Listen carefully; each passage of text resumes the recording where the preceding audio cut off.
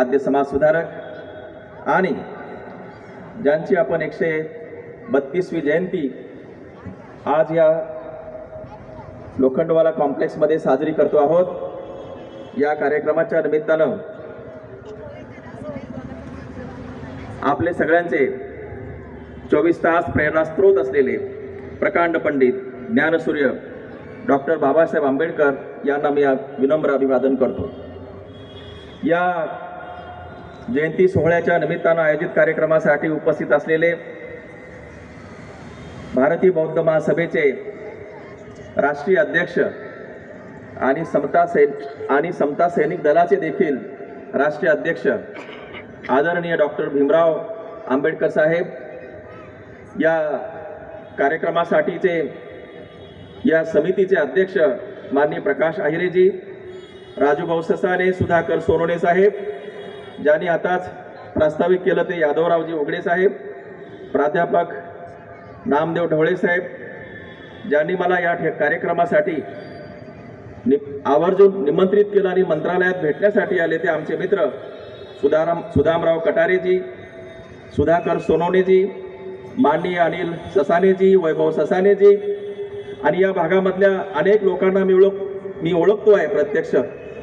त्या सगळ्या माझे सगळे नातेवाईक, मित्र आणि या कार्यक्रमासाठी उपस्थित असलेले सगळे तमाम बंधू आणि भगिनींनो,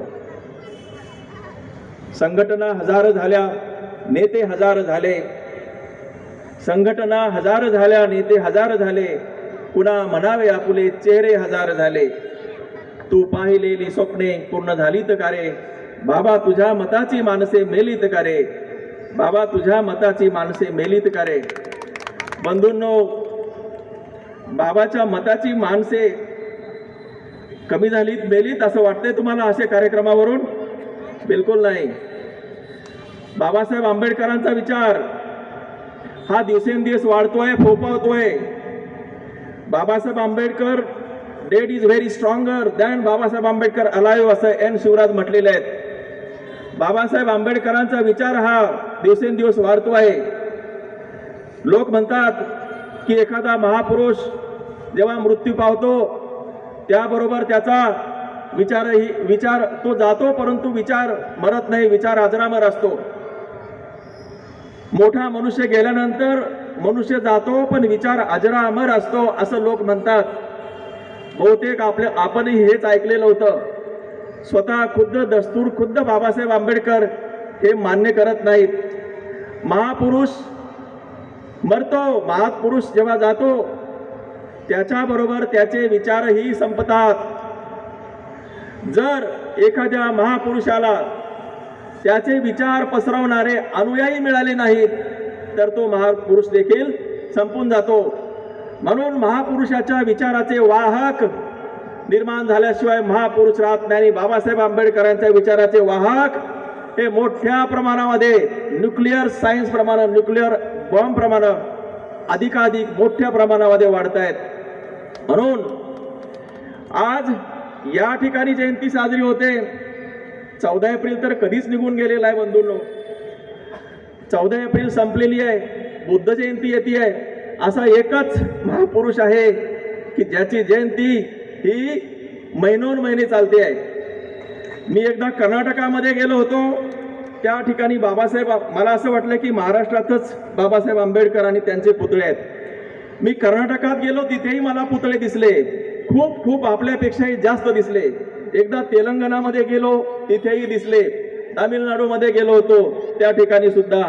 जम्मू काश्मीरला आम्ही बघितलं तर तिथल्या जे काही गरीब वस्ती आहे, इलाके आहेत, मुस्लिमांचे वस्ती आहेत, छोटे जे काही धंदे करणारे लोक आहेत, तिथे सुद्धा बाबासाहेब आंबेडकरांचे पुतळे दिसले। मी एकदा अंदमान निकोबारला गेलो होतो। अंदमान निकोबारला तर काही कारणच नाहीये। अंदमान निकोबार हे अगदी समुद्राच्या पलीकडे काही 3-4 तासाच्या विमान सेवेचा प्रवासानंतर येतं। त्या ठिकाणी सावरकरांचा पुतळा असणं साहजिक आहे, अपेक्षित पण आहे। परंतु म्हटलं आता इथे बाबासाहेब काय आपल्याला दिसणार नाही, आणि पोर्ट ब्लेअरला गेलो आणि सहज अशी वस्ती दिसली, तिथे बाबासाहेब आंबेडकरांचा भव्य आणि दिव्य पुतळा दिसला। बंधूंनो, अंदमानमध्ये सुद्धा बाबासाहेब आंबेडकर आहे। भारतात आहेत बाबासाहेब, परदेशात आहेत बाबासाहेब, अमेरिकेत आहेत बाबासाहेब, युनोमध्ये आहेत बाबासाहेब, सर्वधीर आहेत, सर्व दूर आहेत बाबासाहेब कुठे नाही. भाजीत भीम आहे, रोटीत भीम आहे, भाजीत भीम आहे, रोटीत भीम आहे, लाखात काय म्हणतात कोटीत भीम आहे. भीमा नदीचे पाणी गेले अशा ठिकाणी, भीमा नदीचे पाणी गेले अशा ठिकाणी, त्या गावच्या नळाच्या तोटीत भीम आहे, त्या गावच्या नळाच्या तोटीत भीम आहे. बंधूंनो, भीम इतका सर्व दूर झालेला आहे. मला सांगण्यात आलं की बाबासाहेब आंबेडकरांच्या वरती तुम्ही बोला. मी म्हटलं कोणत्या विषयावर बोलू, तुम्ही सांगा. ते म्हणाले कोणत्याही विषयावर कोणत्याही बोला. असं नाही आहे बंधूंनो. बाबासाहेब आंबेडकर हे इतकं साधं रसायन नाही आहे. बाबासाहेब आंबेडकर अर्थशास्त्रज्ञ म्हणून नसलेले बाबासाहेब आंबेडकर आहेत, समाजशास्त्रज्ञ म्हणून नसलेले बाबासाहेब आंबेडकर आहेत, कायदे तज्ज्ञ असलेले बाबासाहेब आंबेडकर आहेत, अर्थशास्त्रज्ञ म्हणून असलेले बाबासाहेब आंबेडकर आहेत, राजकीय तज्ज्ञ असलेले बाबासाहेब आंबेडकर आहेत, पत्रकार बाबासाहेब आंबेडकर आहेत, लेखक बाबासाहेब आंबेडकर आहेत, संविधानाचे निर्माते बाबासाहेब आंबेडकर आहे, मेकर ऑफ इंडिया भारताचे निर्माते असलेले, आधुनिक भारताचे निर्माते म्हणून आपले बाबासाहेब आंबेडकर आहेत. बाबासाहेब आंबेडकर कुठे नाही आहेत. तरी वेळ कमी असतो. वक्ते आहेत आदरणीय भीमरावजी आंबेडकर या ठिकाणी आहेत. मला त्यांनाही वेळ द्यायचा आहे आणि वेळ खूप झालेला आहे, म्हणून मी काही मुद्द्यामध्ये माझं विवेचन आटोपणार आहे. आकाशामध्ये हजारो तारे आणि तारका जन्माला येतात, हजारो तारे येतात आणि ते लोप पावतात. परंतु बंधूंनो, 20व्या शतकामध्ये असा एक तारा या भारताच्या क्षितिजावरती जन्माला आला, तो लोप नाही पावला. हा तारा लोप नाही पावला.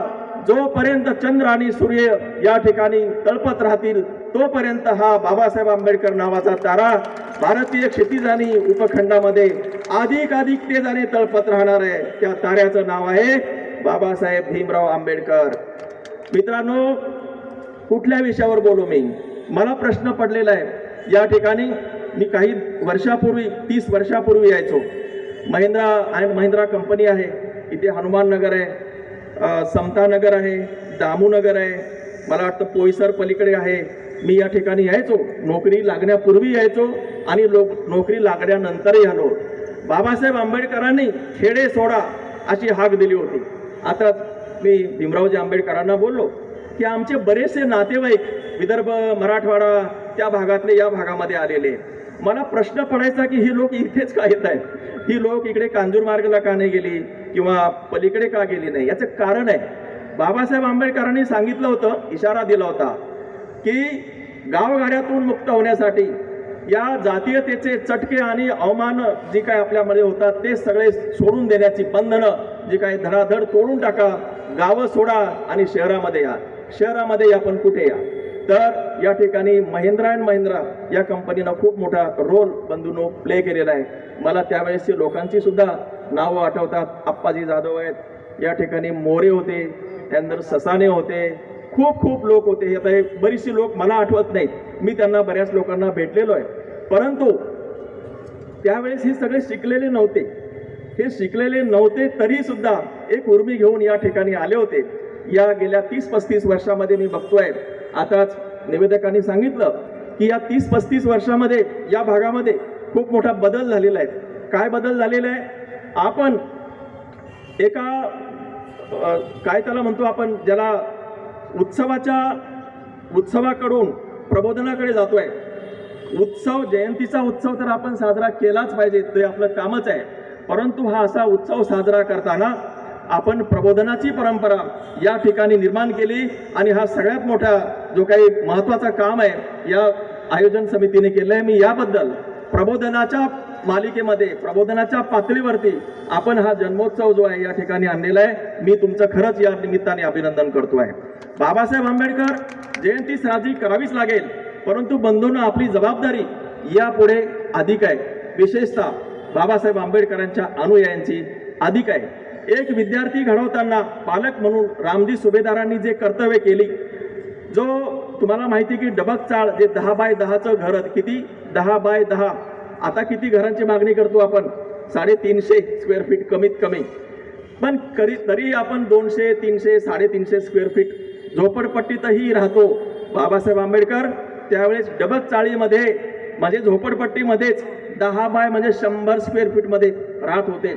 तिथेच मीरा आत्या होती, तिथंच आनंदराज होते, तिथेच स्वतः रामजी आणि शेळी होती. हे सगळे 10 बाय 10च्या मध्ये राहत असताना सुभेदार रामजी आपल्या मुलाला शिकवत होते. 2 वाजेपर्यंत एखादा पिता आपल्या मुलासाठी जागरण करतोय आणि 2 वाजता मुलाला उठवून झोपडपट्टीमध्ये, आपण सगळे लोक झोपडपट्टीमध्ये राहतो, चाळीमध्ये राहतो, म्हणून मी हे बोलतोय की या भागातून पुढे शिक्षणाची गंगोत्री कुठे न्यायची आपल्याला. बाबासाहेब आंबेडकरांची जेव्हा आपण जयंती साजरी करतोय तर आपण या भागातून आपण काय बाबासाहेबांच्या पदपथावर चालताना काय करू शकतो. तर रामजी सुभेदार जसे 2 वाजेपर्यंत जागून आपल्या मुलाला उठवून नंतर ते झोपी जात आणि भीमराव आंबेडकर तेव्हा उठून 2 वाजता उठून अभ्यास करायला लागत. ही जी भूमिका आहे एक पिता आणि पुत्र, ही आपण सगळ्यांनी लक्षात घेतली पाहिजे. दुसरा मी मुद्दा असा सांगेल की आज विद्यार्थी म्हणून बाबासाहेब आंबेडकरांनी जे कष्ट केले ते इथल्या विद्यार्थ्यांनी करण्याची गरज आहे. जेव्हा ते 10वी झाले, ग्रॅज्युएट झाले, त्यांचा सत्कार झाला केळुस्कर गुरुजीच्या साह्याने आणि बडोद्याच्या सयाजी महाराजांच्या मदतीनं त्यांना परदेशस्थ स्कॉलरशिप मिळाली. आज आपण या निमित्तानं मी सांगू इच्छितो की आपल्या मुलांना आपल्याला उच्च शिक्षणासाठी पाठवायचं आहे. तर बाबासाहेब आंबेडकरांना जेव्हा परदेशात पाठवायचं होतं तेव्हा कोणत्या विद्यापीठामध्ये पाठवायचं हा प्रश्न निर्माण झाला होता. सयाजीराव महाराजांनी त्यावेळेस विचार केलेला होता. लंडन म्हणजे आपल्यावर राज्य करणाऱ्या ब्रिटिशांची लंडन युनिव्हर्सिटी होत्या, तिथे केम्ब्रिज युनिव्हर्सिटी होती, परंतु सयाजीराव महाराजांनी केम्ब्रिज युनिव्हर्सिटीला पाठवलं नाही.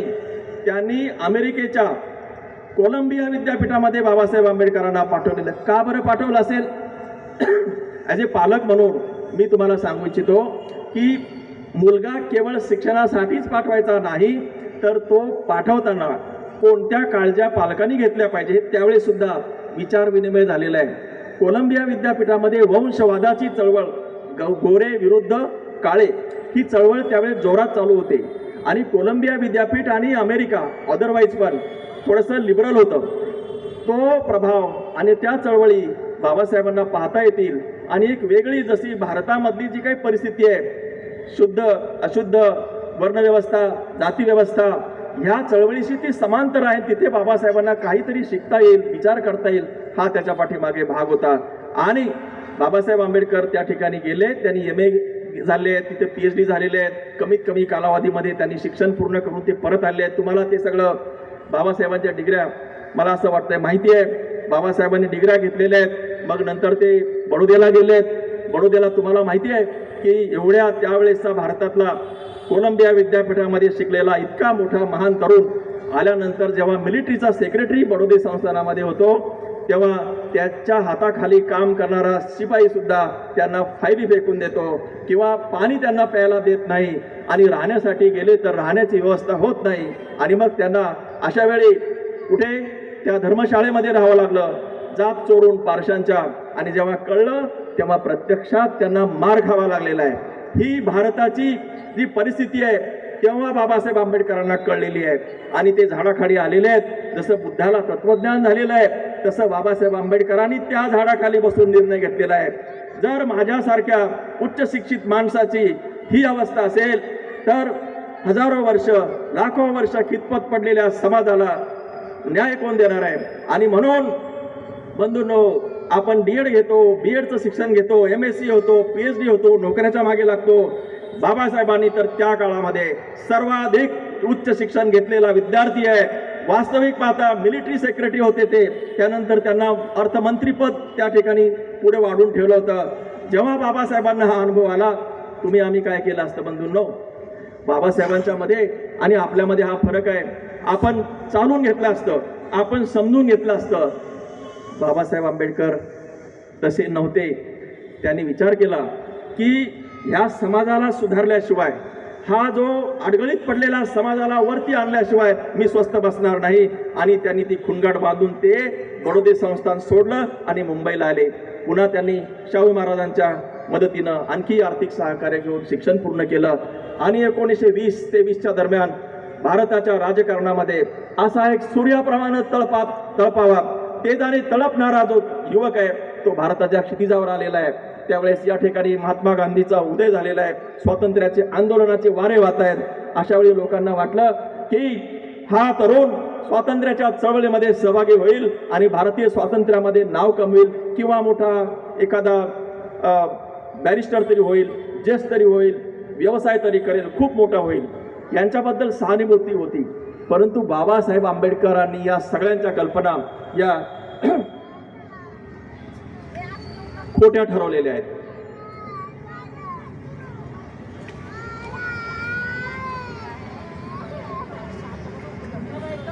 बंधूंनो, बाबासाहेब आंबेडकरांनी केलेली प्रत्येक गोष्ट विचारपूर्वक केली आहे।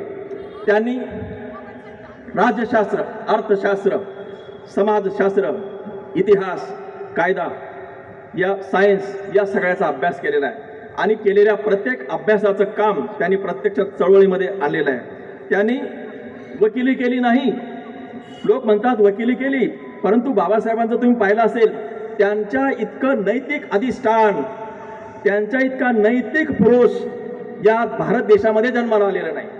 कारण त्यांनी समाजाची वकिली केलेली आहे।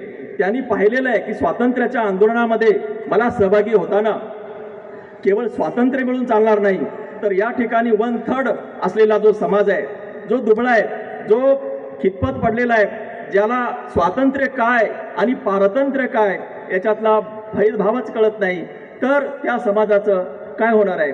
आणि मग त्यांनी बरेचसे प्रश्न या ठिकाणी हाती घेतलेले आहेत। महात्मा गांधीशी त्यांचा संघर्ष झालेला आहे, खूप मोठा संघर्ष झालेला आहे। या प्रत्येक विषयावर बोलायचं झालं तर एक एक तो विषय आहे आणि या ठिकाणी बाबासाहेबांनी आपली भूमिका घेतलेली आहे। त्यांनी सांगितलेलं आहे की त्यांनी जो बेसिक स्वातंत्र्य आणि स्वातंत्र्याचा जो प्रश्न आहे, स्वातंत्र्याचा, समतेचा जो प्रश्न आहे, त्यांनी मुळात हाती घेतलेला आहे। या समाजाला जर प्रवृत्त करायचं असेल, त्यांना जर इतरांच्या बरोबरीने आणायचं असेल, तर त्यांच्यामध्ये स्वाभिमान निर्माण करावं लागणार आहे।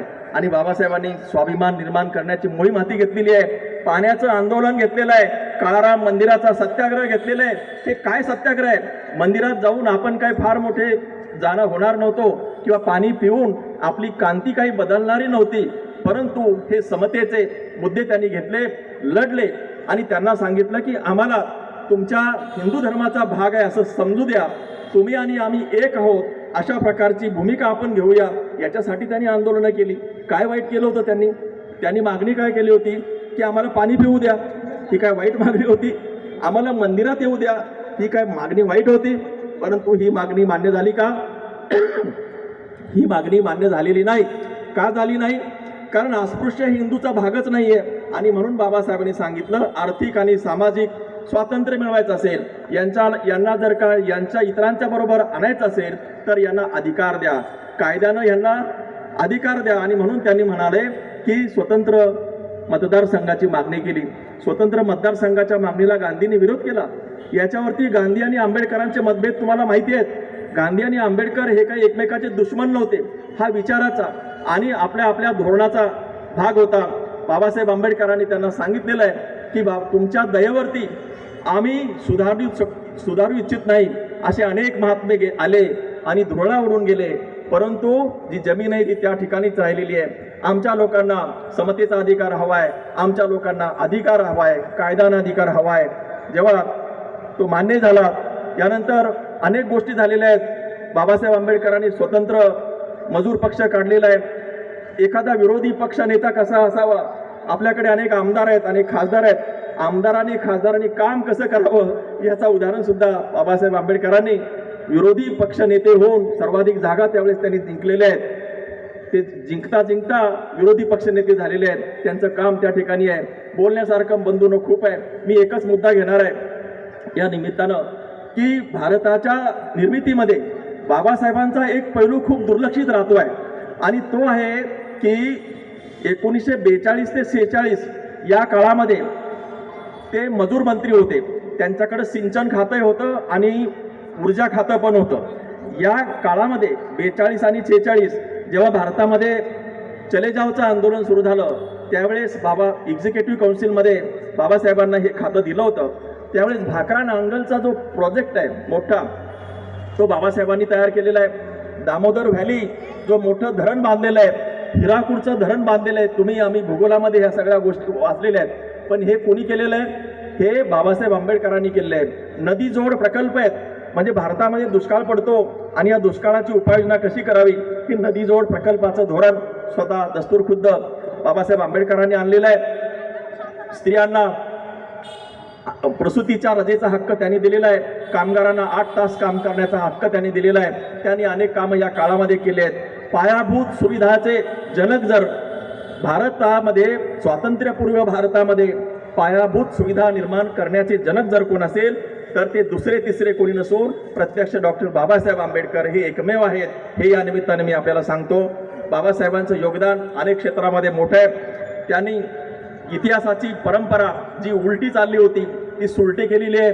तथागत भगवान बुद्ध, गौतम बुद्ध असतील, संत असतील आणि थोर पुरुष आहेत, ज्या सगळ्यांनी 2500 वर्षामध्ये जे काही काम केलं परंतु त्याला यश मिळालं नाही. बाबासाहेब आंबेडकर हे शेवटचा बिंदू आहेत. त्यांनी संविधान निर्मिती केली आणि त्याच्यामध्ये आपल्या सगळ्यांना समता आणि स्वातंत्र्याचे अधिकार दिले आहेत. बंधूंनो, आज राजा आणि रंक सारखे आहेत. या ठिकाणी बसलेला तुम्ही आणि रिक्षा चालवणारा माणूस एकच आहे. या ठिकाणी असलेला अंबानी आणि तुम्हाला हे सगळे अधिकार एकच आहे. भारतीय राज्यघटनेचं जे काही अनुच्छेद 14 आहे त्याच्यामध्ये इक्वॅलिटी बिफोर लॉ आहे आणि अनुच्छेद 15 जो आहे डिस्क्रिमिनेशन अगेन्स्ट कास्ट क्रीड, म्हणजे जाती व्यवस्था, धर्मावरती कोणाचाही भेदभाव करता येणार नाही. अनुच्छेद 17 मध्ये त्यांनी अस्पृश्यता हा जो कार्यक्रम होता, हा एवढ्या वर्षाचा जो कार्यक्रम आपला जो होता, ज्याच्यामुळे आपण सगळे खितपत पडलो होतो.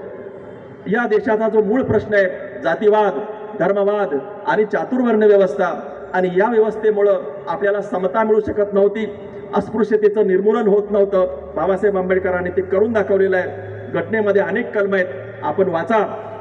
आणि आज अशी अवस्था आहे की आपल्या इतिहासामध्ये इतकं समानतेची संधी आपल्याला मिळालेली नव्हती.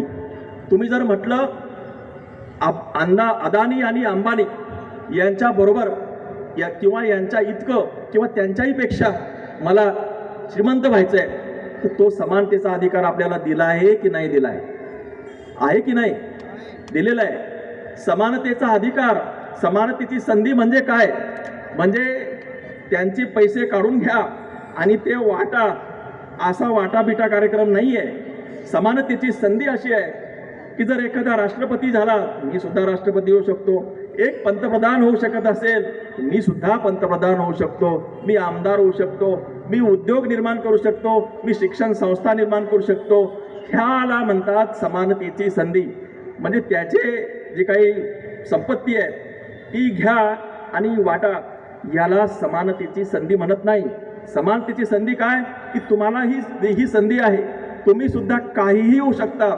आणि तुम्हाला जर कोणी विरोध करत असेल तर त्याच्यासाठी आपलं संविधान आहे. ऐक नाही, मोठी गोष्ट ही होती यापूर्वी कधी. आणि म्हणून आता हेच तर सगळ्यांचं दुखणं झालेलं आहे. गेल्या 70-75 वर्षामध्ये आपण बघतोय अनेक देशामधल्या लोकशाही जे काही देश आहेत त्यांच्या घटना संपुष्टात आलेल्या आहेत, पण आपली घटना आली का? नाही. कारण काय? बाबासाहेबांनी तिला बनवलेलं आहे. आणि म्हणून ह्या घटनेवरती, या घटनेमुळे जे समाज सुधारतोय, आपण समतेच्या पातळीवर येतो, यामुळे अनेकांचं पोटदुखी होते. आणि म्हणून अनेक जण हे कसं पडेल, हे कसं दुर्लक्षित होईल यासाठी वारंवार प्रयत्न करतायत. अंधार फार झाला पण ती जपून ठेवा. अंधार फार झाला पण ती जपून ठेवा. शोधात हरणीच्या आहेत पारधी, कस्तुरी जपून ठेवा. आपली कस्तुरी कोणती आहे? भारताचं संविधान. आणि भारताचं संविधान जर आपल्याला जपायचं असेल तर आपल्याला बाबासाहेबांचे काही मंत्र आहेत, ते तुम्हाला आम्हाला माहिती आहेत, पाठ आहेत. बाबासाहेबांचे काही मंत्र. काय मंत्र आहे बरं? 1-2 मंत्र मी तुम्हाला विचारतो. 100 वर्षे शेळी म्हणून जगण्यापेक्षा 1 दिवस सिंह म्हणून जगा. बरोबर आहे. नंतर अस्पृश्यता हा आमच्यावरती कलंक आहे, तो आम्हीच धुवून काढणार. बरोबर आहे. जा तुमच्या घराच्या भिंतीवरती लिहा तुम्हाला काय व्हायचंय. हा, गुलामाला गुलामीची, हे सगळे मंत्र मी फक्त म्हटलंय, तुम्हाला सगळ्यांना माहिती आहे. पण हे कसे होणार मित्रांनो, कसे होणार म्हटल्याने चालणार नाही. त्यासाठी स्ट्रॅटेजी, त्यासाठी अभ्यास आपल्याला करावा लागेल. आणि मला असं वाटतंय की आपण तो अभ्यास, ती स्ट्रॅटेजी आपण त्या ठिकाणी तयार करा, बरोबर. आणि आपल्याला जर पुढे जायचं असेल तर आपण कुठेही असो, बाबासाहेबांच्या पदपथाने आपण चालूया. मला असं वाटतं वेळ बराच झालेला आहे. शब्दाची पूजा करीत नाही मी, माणसासाठी आरती गातो. ज्यांच्या गावात सूर्य नाही त्याच्या हातात मी उजेड देतो. हा बाबासाहेबांचा उजेड आपण एकमेकाच्या हातात देऊया. अथ दीप भव म्हणून आपण वाटचाल करूया. आपण मला या ठिकाणी बोलावलं आणि या जयंती उत्सवामध्ये मी सहभागी झालो. मी आयोजकांचे आभार मानतो आणि तुम्हा सगळ्यांना जयंतीच्या शुभेच्छा देतो. धन्यवाद. जय भीम, जय बुद्ध, जय भारत.